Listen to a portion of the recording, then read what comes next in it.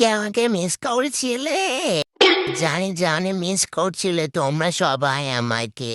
এই জন্য আবার চলে এসেছি। আজ প্লুহে পানি পানি পানি, চারিদিকে পানি, শুধু পানি। তো অন্য সময় হলে এই পানির মধ্যে আমাকে কেউ রুম থেকে বের করতে পারতো না। অ্যান্ড এখন আমাকে যেতে হচ্ছে যশোর, কারণ পরীক্ষা আছে। এই জন্য বন্যা হয়ে যাক, তাও পরীক্ষা দেওয়া থামবে না, নকল আর হবে না। From watermelon. ওকে, তো আমরা এখানে চলে এসেছি আরবপুরে। এইখান থেকে আমরা যাবো এখন বাসে। তো বাসে যখন উঠি তখন কিন্তু টুকদা পায়ে বৃষ্টি শুরু হয়ে যায়। অনেকগুলো সিট থাকা সত্ত্বেও আমরা ড্রাইভার মামার পিছনে বসি, क्योंकि मौत से पंगा लेंगे आज। হ্যাঁ, তো কিছুক্ষণ পরে রোদ উঠে যায়। তো প্রিন্সেস ডায়না বলছিল, কি ব্যাপার, রোদ উঠে গেল কেন? আমি বললাম, তোর রূপের ঝলকে।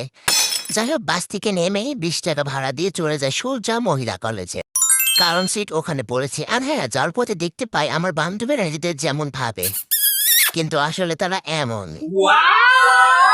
ফানি। তো যাই হোক, এখানে মামা বললো তোমরা নেমে যাও। তো আমরা এখানে তার কথা শুনে নেমে যাই।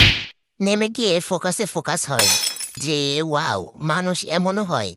আজকে যদি ভালো করে পড়াশোনা করতাম আমরা পাবলিকান হইতাম। তো যাই হোক, সুন্দর করে মারা খাওয়ার পরে বের হয়ে আসলাম। এসে এখানে মামার ঝালমুড়ি খাওয়ার জন্য দাঁড়ালাম।